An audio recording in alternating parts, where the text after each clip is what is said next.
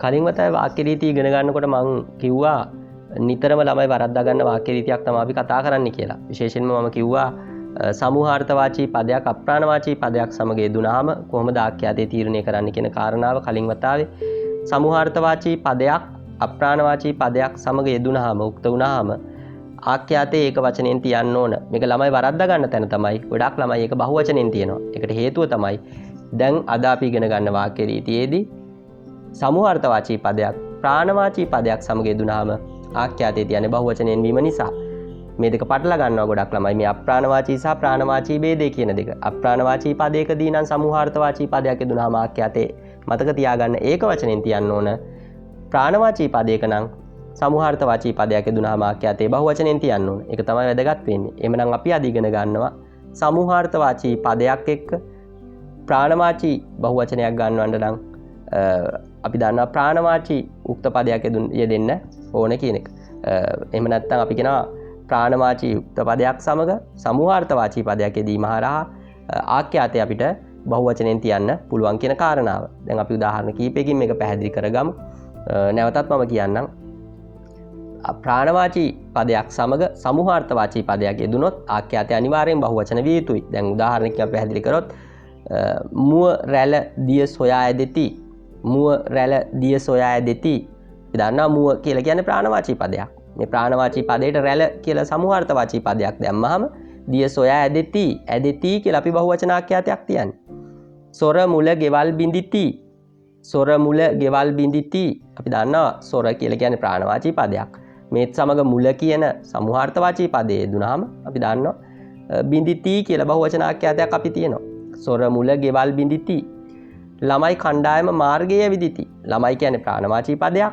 අපි ඒකට කණ්ඩායම කියලා බහුවචන අර්ථ ගන්නන්න පුළුවන් සමූහාර්ථවාචී පදයක් දැම්මොත් ආඛ්‍යාතේ බහුවචන වෙන්න ඕන. ළමයි කණ්ඩායම මාර්ගය විදිති.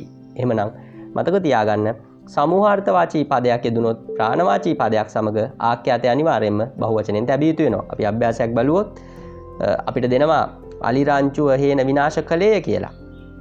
අපි දන්නවා අලි කියලා කියන්නේ ප්‍රාණවාචී පදයක්, රංචුව කියන්නේ සමූහාර්ථවාචී පදයක්, කළේ කියලා කියන්නේ ඒකවචන ආඛ්‍යාතයක්. අපි දන්නවා ඒය ප්‍රත්‍යයෙන් අවසන් වෙන්නේ ඒකවචන ආඛ්‍යාත.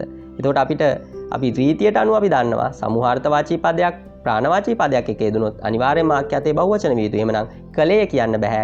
අලි රංචුව හේන විනාශ කළෝය කියන්න අපිට සිද්ධ වෙනවා. කළෝය කියන්න අපිට සිද්ධ වෙනවා ආඛ්‍යාතයේ බහුවචන ස්වරූපයටපත් කරලා. මංගල යුවල මදු සමේ සඳහා නික්ම ගියේය. මංගල යුවල මදු සමේ සඳහා නික්ම ගියේය. ගියේ කියන්න බෑ අපිට. අපි දන්නවා ඒ ප්‍රත්‍යයෙන් අවසන් වෙන්නේ ඒකවචන ආඛ්‍යාත. මංගල යුවල කියන්නේ පණ තියෙන කණ්ඩායමක්. යුවල කියන්නේ සමූහාර්ථවාචී පදයක්. එහෙමනම් මංගල යුවල මදු සමේ සඳහා නික්ම ගියෝය කියන්න පුළුවන්. ගියහ කියන්න පුළුවන්. එහෙම තමයි අපි ආඛ්‍යාතය තීරණය කරන්නේ. කොක් රෑන බක තපස් රකී. අපිට දෙන වාක්‍ය කොක් රෑන බක තපස් රකී. අපි දන්නවා රකී කියන්න බෑ.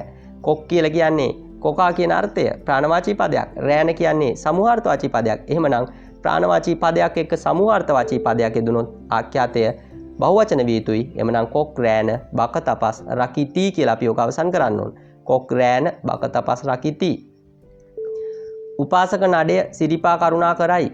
අපිට දෙන වාක්‍ය උපාසක නඩය සිරිපා කරුණා කරයි. අපි දන්නවා උපාසක කියලා කියන්නේ ප්‍රාණවාචී පදයක්. එතකොට නඩය කියලා කියන්නේ සමූහාර්ථවාචී පදයක්.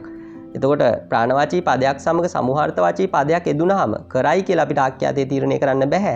කරයි කියලා කියන්නේ ඊකාරයෙන් අවසන් වෙන්නේ. එතකොට අපි දන්නවා ඒක වචන ආඛ්‍යාතයක්. එහෙමනම් ඒක බහුවචන විය යුතුයි. තීකාරයෙන් අවසන් කරලා උපාසක නඩය සිරිපා කරුණා කරති වෙන්න ඕන. උපාසක නඩය සිරිපා කරුණා කරති කියලා තමයි අපි ඒක නිවැරදි කරන්නේ. සේවක සමූහය උද්ඝෝෂණයට සහභාගී වූවේය.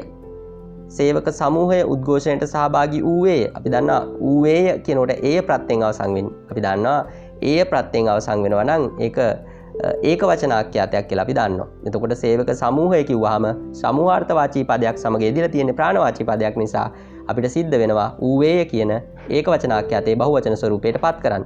එහෙනම් අපි කියනවා සේවක සමූහය උද්ඝෝෂණයට සහභාගී වූවෝය කියන්නත් පුළුවන්.